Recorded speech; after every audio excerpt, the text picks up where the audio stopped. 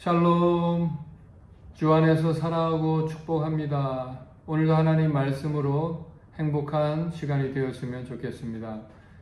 오늘은 출애굽기 23장 14절에서 19절 말씀을 통해서 세 가지 절기에 관한 법입니다. 이스라엘의 3대 절기인데요.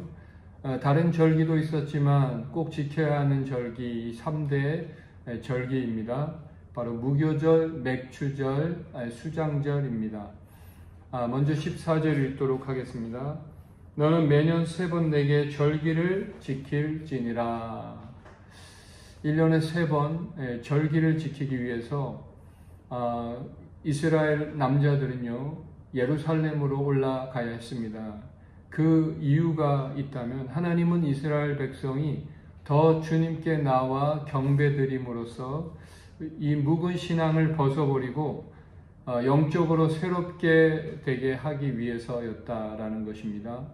무엇보다 이 절기를 지키기 위해서는요 자신의 일상적인 삶을 내려놓고 자신의 신앙을 돌아볼 수 있는 시간을 가질 수 있게 했다라는 것입니다. 열심히 일하며 살다가도 시간을 내어 예배하기 위해서 먼 길을 걸어가서 예루살렘에서 가서 예배하는 절기를 지켰다.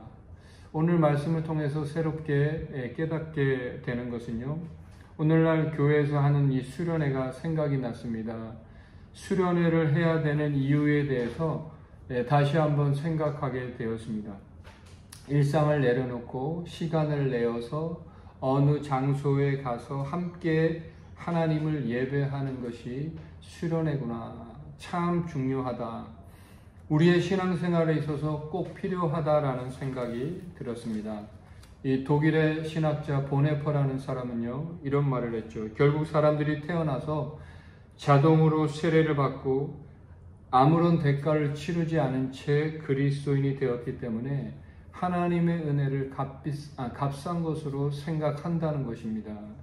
그러므로 그는 신앙은 값비싼 것이 되어야 하며 반드시 대가를 지불하는 신앙이 바른 신앙이라고 주장을 했습니다.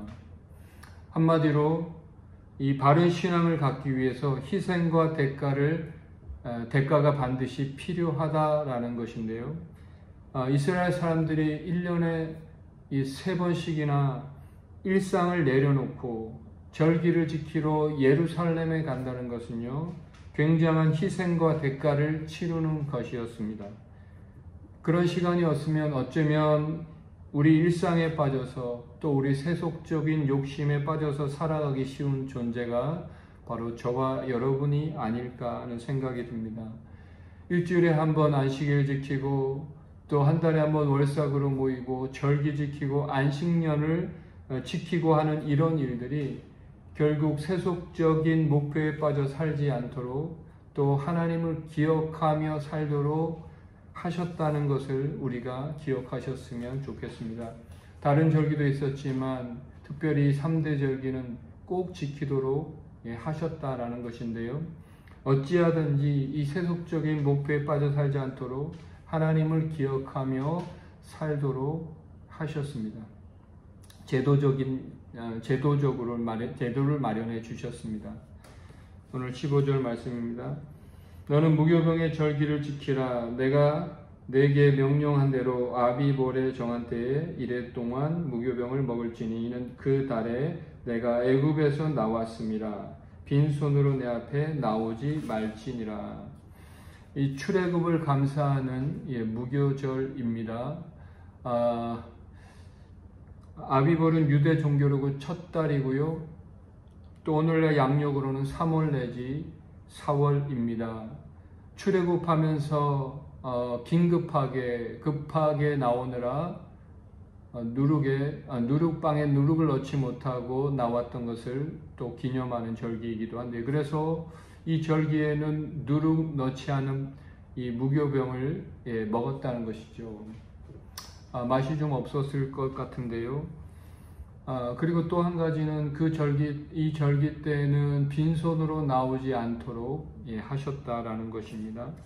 6월절을 시작으로 해서 일주일간을 지켰고요. 이런 절기를 통해서 하나님께서 베푸신 은혜에 감사하는 시간을 갖게, 그리고 그에 대한 감사의 표현이 있었다라는 것입니다.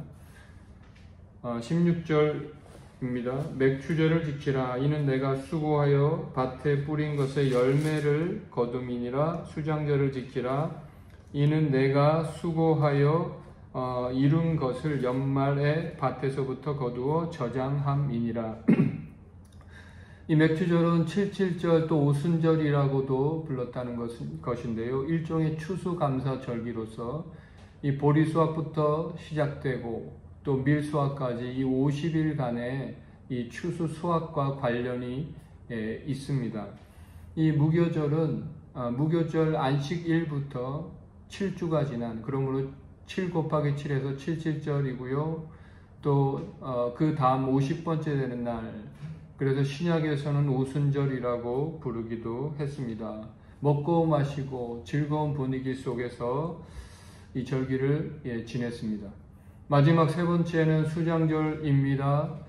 초막절, 장막절이라고도 부르게 되는데요. 이 포도, 올리브 같은 모든 과일까지 포함한 이 농작물을 다 수확한 후에 이것을 또한 저장한 후에 기쁨과 감사로 드리는 바로 절기가 이 수장절이라고 할 수가 있습니다. 양력으로는 9월, 10월이죠. 그러므로 맥추절이 봄철의 추수감사절기라면 이 수장절은 가을철의 추수감사절기였습니다. 하나님께서 베푸신 은혜에 감사하며 또한 앞으로 베푸실 그 하나님의 은혜를 기대하며 이런 절기를 지켰다라는 것인데요. 무엇보다 이런 절기를 통해서 이 감사하는 삶을 하나님께서 우리에게 가르쳐 주시는 이유는 바로 우리에게 꼭 필요한 것이 이 하나님의 은혜인데, 그 은혜가 우리 삶에 머물기 위해서는 바로 감사하는 삶이 있어야 한다는 것입니다. 누구나 우리 삶에 고난이 있고 또 삶의 무게가 있죠. 그러나 그것을 이겨낼 수 있고 감당할 수 있는 힘이 바로 감사에 있기 때문에 이 감사를 하나님은 절기를 통해서 가르쳐주고 계신 것이죠. 이 절기는 또한 출애굽과 관련이 있는데요. 6월절 어린 양의 피로 구원해 주신 은혜의 감사, 그리고 그 이후의 모든 시간들은 이 하나님이 베푸신 은혜에 대한 감사입니다.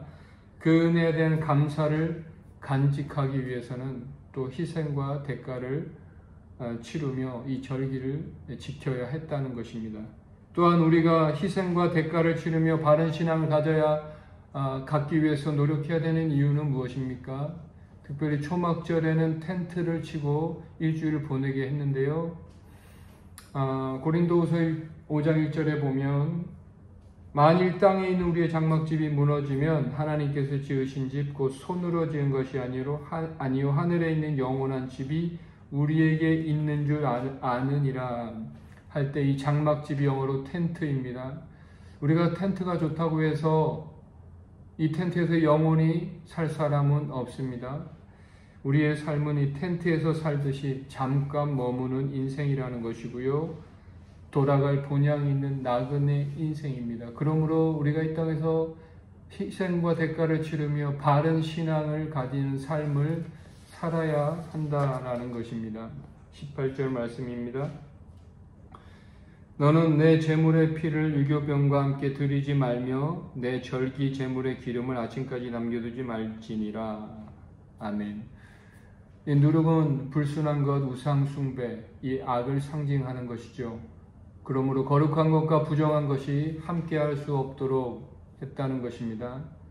거듭난 성도에 요구하시는 삶은 거룩한 삶, 바로 구별됨이라는 것입니다. 그러므로 우리에게 드린 예배에는 이 죄가 없어야 되고요. 그러기 위해서 회개가 반드시 필요한 것입니다.